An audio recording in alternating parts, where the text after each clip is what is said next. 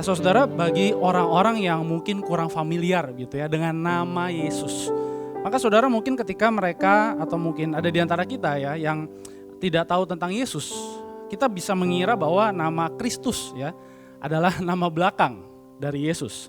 Saudara, mungkin ini terdengar aneh, tapi kalau saudara coba Google ya, cari di internet mengenai keanehan ini begitu saudara, maka ada banyak sekali pembahasan yang berjudul atau menjelaskan bahwa Kristus itu bukan nama belakang dari Yesus begitu.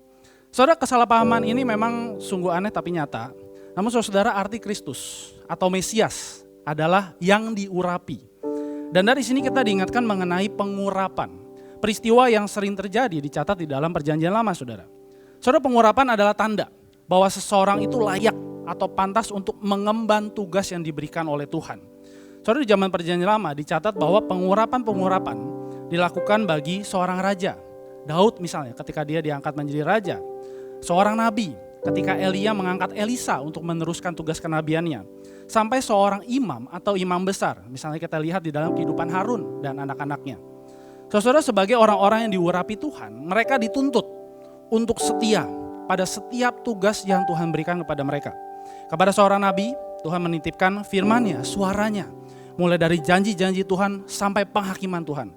Kepada seorang imam besar, Tuhan melayakkannya untuk menjadi perantara antara manusia kepada Allah. Kepada seorang raja, Tuhan melayakkannya untuk menjadi wakil Tuhan di dunia, memerintah, menjaga, mensejahterakan rakyat. Namun saudara, kita tentu tahu bahwa orang-orang yang diurapi Tuhan ini, seorang nabi, seorang imam, imam besar, bahkan seorang raja, mereka adalah manusia biasa.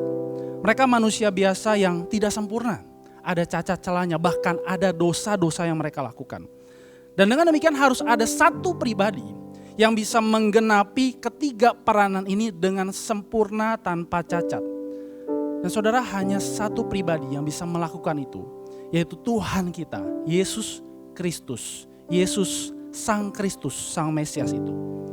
Saudara, ketika dulu para nabi menyatakan firman yang menubuatkan kedatangan Yesus. Ketika Yesus datang, dia tidak hanya menyatakan firman dari Allah Bapa di surga melalui mulutnya, tetapi dia sendiri adalah firman yang telah menjadi manusia berdiam di antara kita. Dulu para imam menjadi perantara manusia kepada Allah melalui hewan-hewan korban yang akan binasa. Ketika Yesus datang, dia menjadi perantara yang sempurna antara manusia dengan Allah melalui dirinya sendiri sebagai satu-satunya korban yang sempurna tanpa cacat celah. Dulu para raja memerintah dan menyelamatkan rakyatnya dengan kekuatan pedang dan keputusan yang berhikmat. Ketika Yesus datang, dia memerintah dan menyelamatkan manusia dengan kekuatan salibnya. Salib yang menunjukkan hikmat Allah yang melampaui pemikiran dan kebijaksanaan manusia.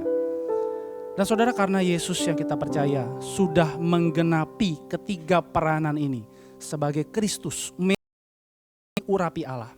Maka saudara, kita sebagai orang-orang percaya, sebagai gereja, tubuh Kristus, kita pun berbagian di dalam pengurapan Kristus melalui hidup kita. Saudara, melalui dua hal kita bisa memahami akan bagaimana kita berbagian di dalam tugas pengurapan Kristus bagi kita. Saudara, yang pertama, mari kita melihat bahwa semua kelayakan kita, kepantasan di dalam hidup kita, itu bukan karena diri kita, bukan karena kehebatan kita, bukan karena usaha kita sudah menyanyikannya tadi saudara. Tapi karena Allah yang memberikannya, Allah yang beranugerah bagi kita, merangkul kita untuk berbagian di dalam pengurapan Kristus.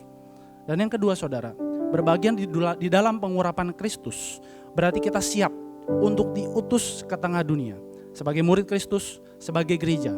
Sebagai gereja murid Kristus yang seperti apa saudara? Gereja murid Kristus yang profetik, menyuarakan suara kenabian Allah di tengah dunia yang berdosa. Menjadi gereja murid Kristus yang mediatorial, memerantarai manusia dengan Allah melalui doa-doa syafaat kita. Dan menjadi murid Kristus, gereja yang doksologikal, mempersembahkan hidup yang memuliakan Kristus, meninggikan Kristus, Sang Raja, pemilik kehidupan kita. Dan mari kita lakukan semua ini dengan setia saudara, sampai nanti Kristus datang kembali menyambut setiap kita. Mari kita berdoa. Tuhan, kami bersyukur memiliki Raja seperti Engkau. Engkau yang sudah menggenapi dengan sempurna ketiga perananmu itu.